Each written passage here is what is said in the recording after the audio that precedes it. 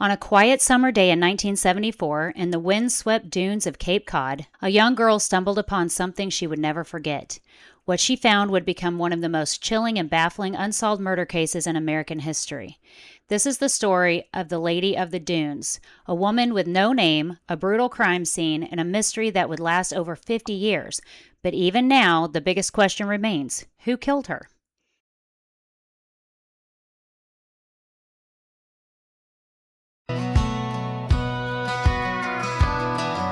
Whispers rise in the dead of night, secrets buried in the fading light. The truth's a storm, it will not stay. It crashes through like Judgment Day. Chains will break where shadows lie. The southern wind, it's a battle cry. Sisters of the South, hear the call. We rise together, we stand tall. SOS, the truth will ignite. Justice burns, a beacon of light.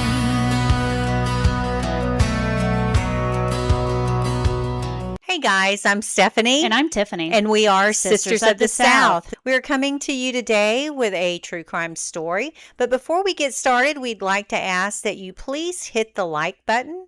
Also, hit the share button if you feel that this video is worth sharing. And also hit that bell icon just so you'll get notifications every time we drop a new video. With that being said, we appreciate everyone that comes here and shares their time with us. And we see you and we hear you. So thank you so much for your time. And we will continue with the story. So let's go.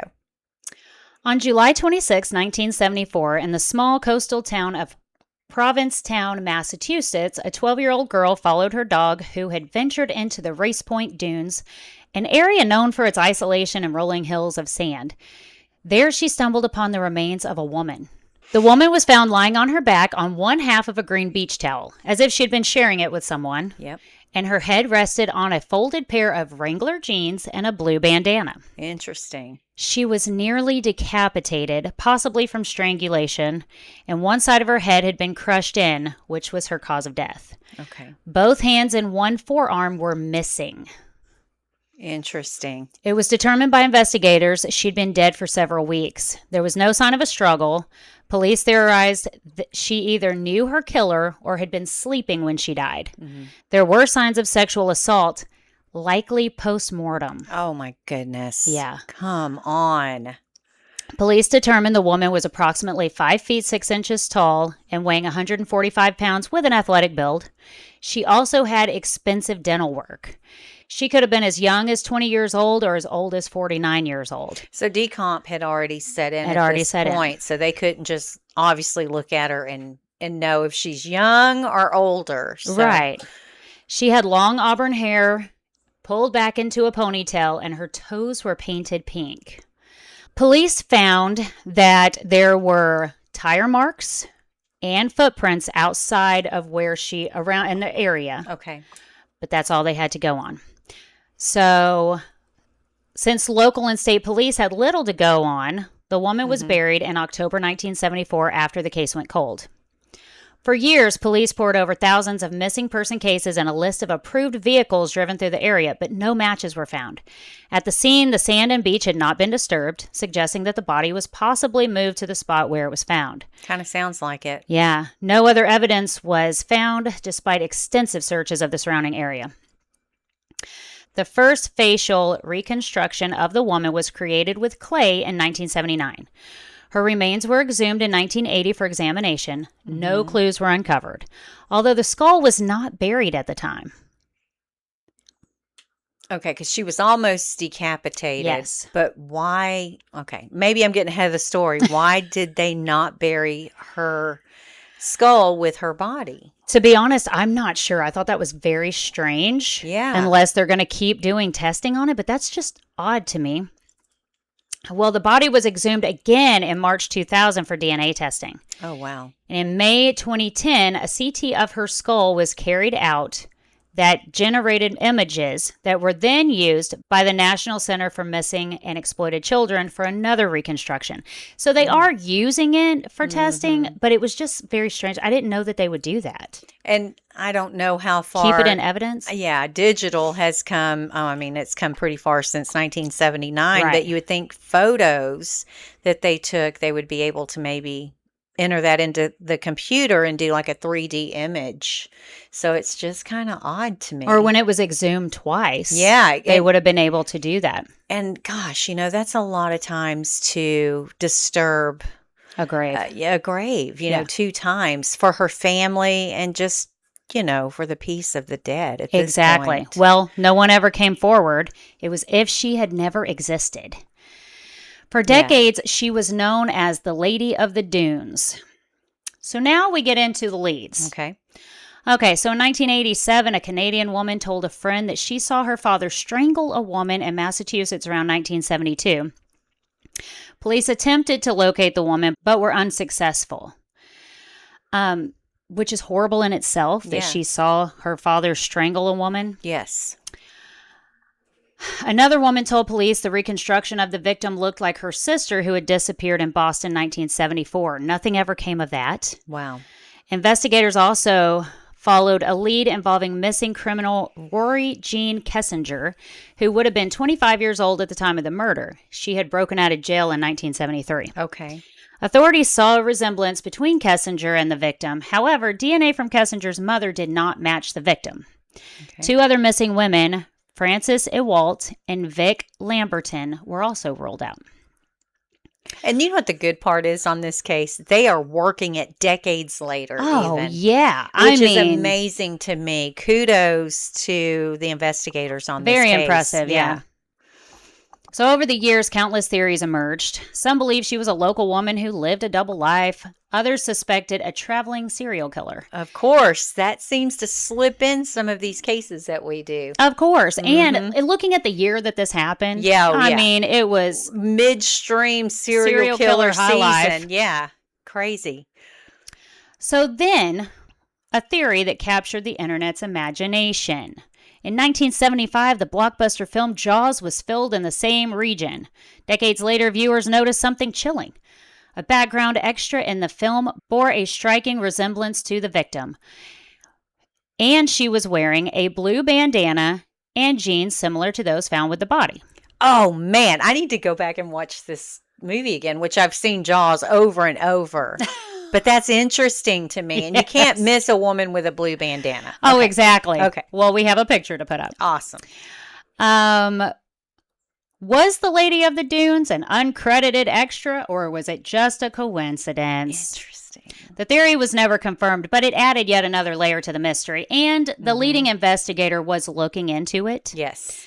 Which is really cool that he had actually okay, yeah. let me write that down and check into it. Well, I mean, applause to him. At this point, he needs to get this wrapped up and solved, right? Oh, yeah, exactly.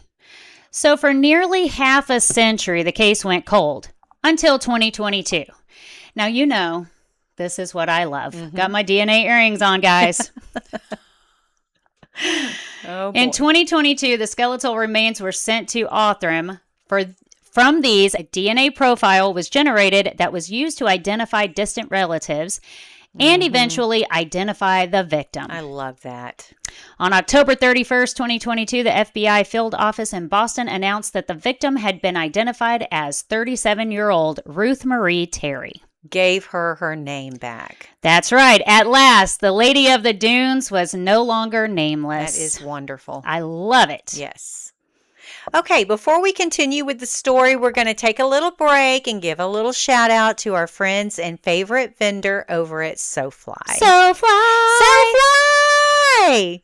So we're going to show you a video. Here we go. Hey Guys, I wanted to come to you today about SoFly. SoFly is a family-owned business here in the Houston, Texas area, and they specialize in embroidery and engraving. So what they'll do is take your favorite accessories, such as a cap, a hoodie, a purse, a jacket, and they will specialize it to your needs. They have an array of different colors, and if you want your logo or your name or maybe even your initials, they'll put that on there for you. Also, they do engraving on things such as leather patches and also on carving boards. They do our merchandise. We know that you'll be happy, so try them at least once. But just to give you some idea of how badass they are, we're going to show you a video. So here we go.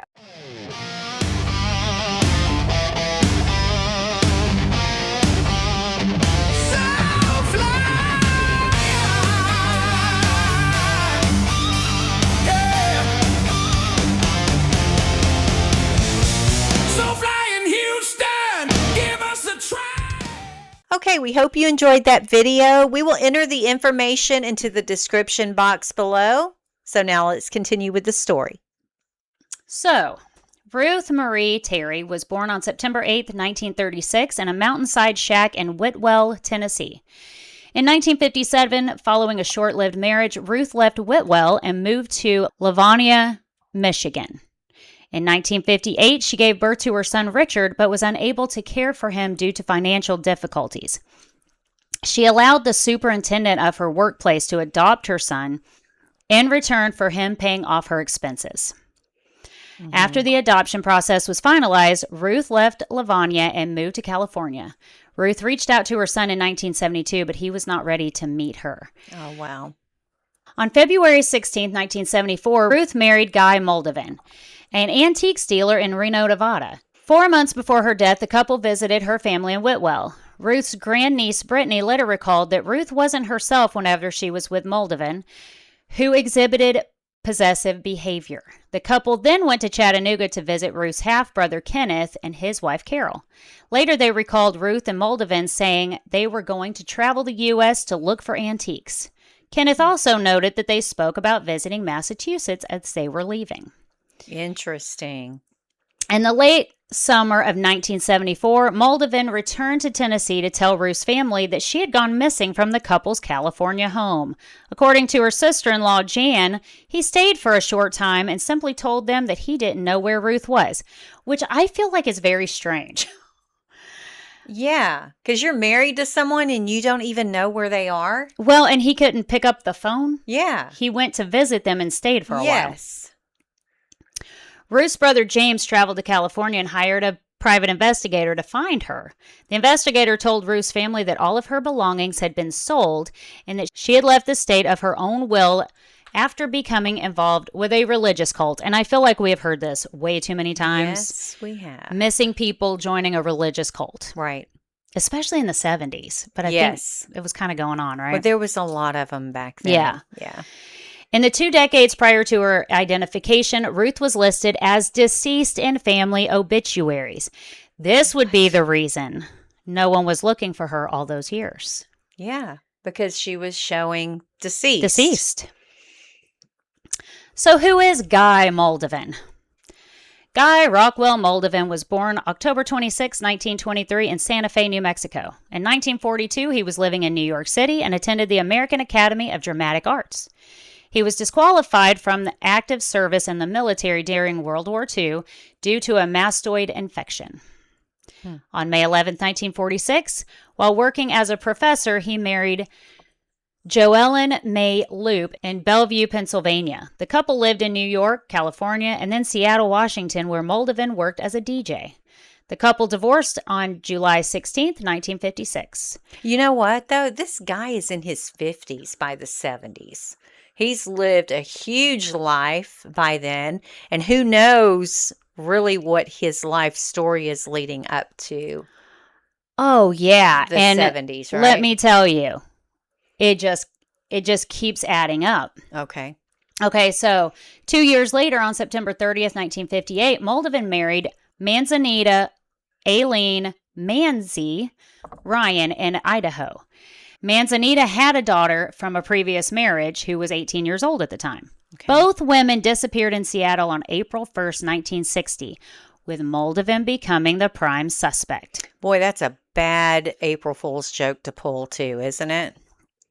No joke. That's scary.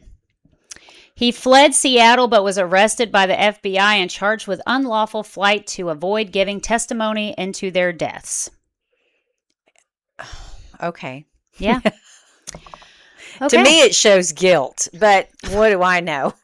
You think? Yeah. Just a little bit, maybe. Just a tad bit. Just a little. I don't think he's shy. No. No, he's running from something. Absolutely.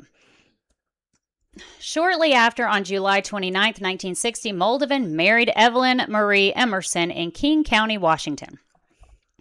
They married a second time on August 10th, 1963 in Los Angeles. Oh, my goodness. Moldovan subsequently faced larceny charges for swindling his third wife's family, Evelyn, out of $10,000 around the time his second wife, Manzanita, went missing. Interesting. This guy is full of it, isn't he? He's busy. I know. I'm exhausted just listening to everything he's doing. He could have gotten 2 jobs and been honest, with all the bad stuff he's doing at this point, negative And too stuff. many women. Yes. Jeez.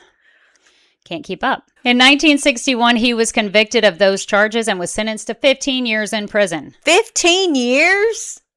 A judge suspended the sentence in March 1962, provided that Moldovan repay the money. Come on.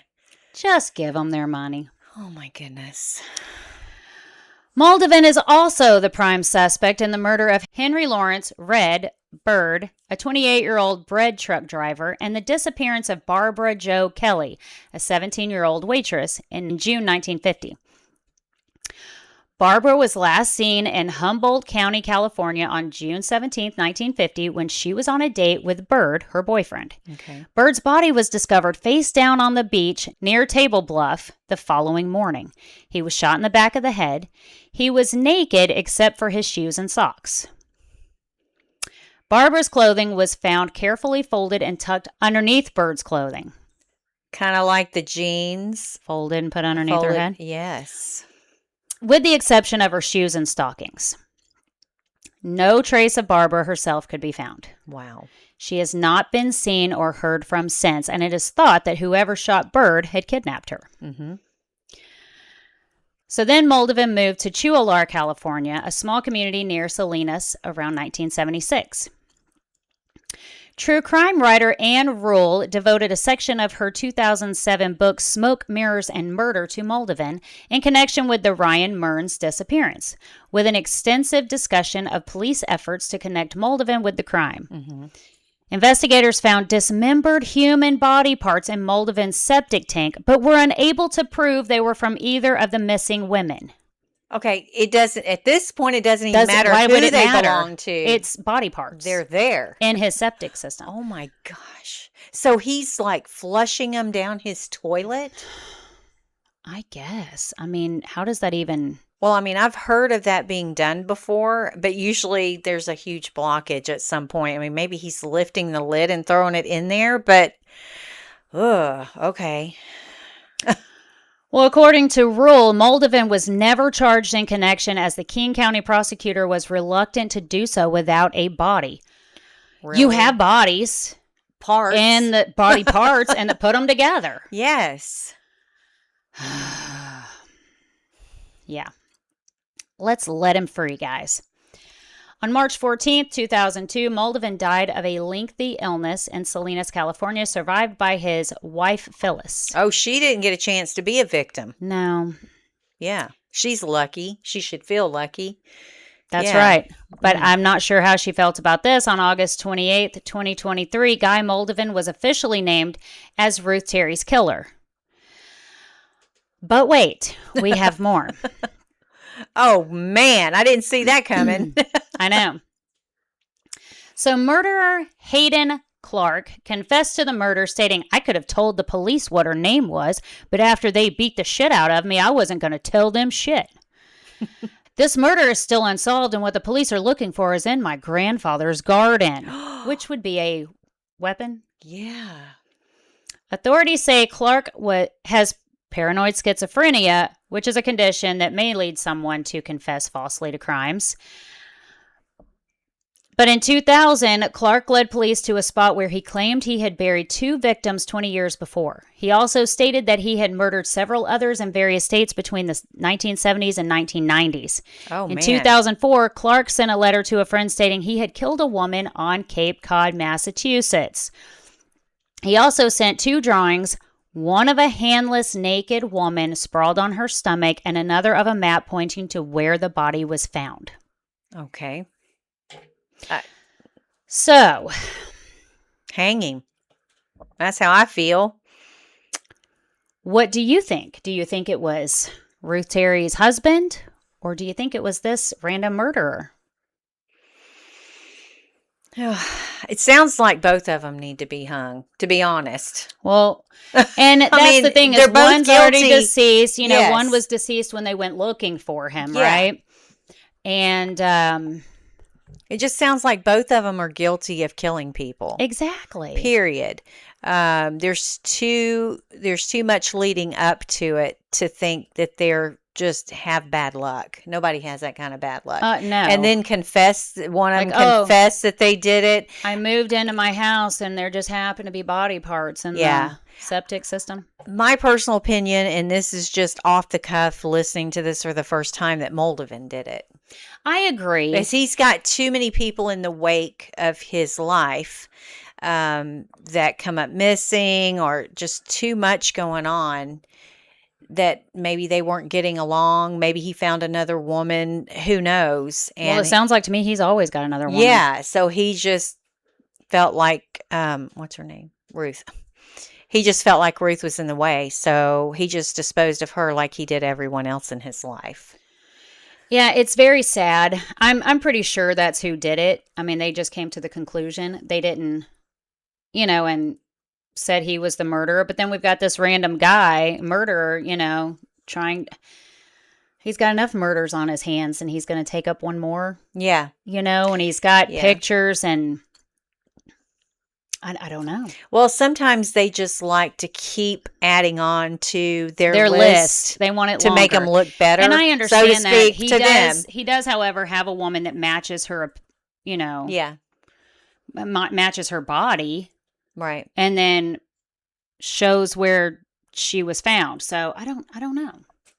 Maybe he did Moldovan maybe share a cell with this guy? I know. Well, I don't And know. You share have the to wonder, how did information? he could have gotten the information from Yeah. somewhere. I don't know. Yeah, maybe he might have read about it. A lot of these guys that do this, I mean, they will assume crimes they didn't do from reading stories that they hear about. Maybe they know some details. Maybe he shared a cell at some point with Moldovan, or knew somebody who knew the story, and he just threw that one in there, hoping that they would just let him take the fall for it, Right. to make and his it's list just, bigger. The sad thing is, she didn't get to live her life out, No. and officially meet her son. Yeah, And it's devastating. no one really knows what happened, right? And that's sad, because she went for so long without even having her name, Yes. with any type of justice attached to it. And she still, even though she got her name back, Technically doesn't have doesn't justice. have justice. Because when you Yeah. look this story up, it's still unsolved. Yeah. Even though they say that he did it. But Right. it's not like there was evidence that they found against him. They just assume Yes. he's the one that did it. Well, they probably do, the study and research on what's the probability that it was him. Right. Right. Oh, yeah. And usually it's the person closest to you that does that. And they're out traveling, the United States, so to speak. And antiques. so for antiques, there's too many opportunities. And it makes you wonder, did they take this vacation and he kind of took her on her last voyage to see her family before he did what he did to her? It's possible that he had it planned. Or does he just have a temper and he did it while maybe she pissed him off? I don't know. You never know. Well, it sounds like he had women issues for sure. Absolutely. And he caused some issues with these poor victims, and so to me, a really big red flag goes up with him. Yes. I do feel That he just did from the it. story that he's the one that did it. It's the Yes. most likely scenario Mm-hmm. for sure. So, yeah. So yeah, that's the story. What do you guys think? I mean, again, I'm sticking with the husband, but that's what I think. Yeah, let us know what you think. Drop a pink heart in the comments section in memory of Ruth, and leave us a comment and let us know who you think did it. But that's all we have for you today, guys, and thank you for listening. If you can, please share this story. We'll keep showing up and hope that you do too. Until next time, please remember to See the good and stay stay imperfectly perfect. Bye, guys. Thank you. God bless. Thanks.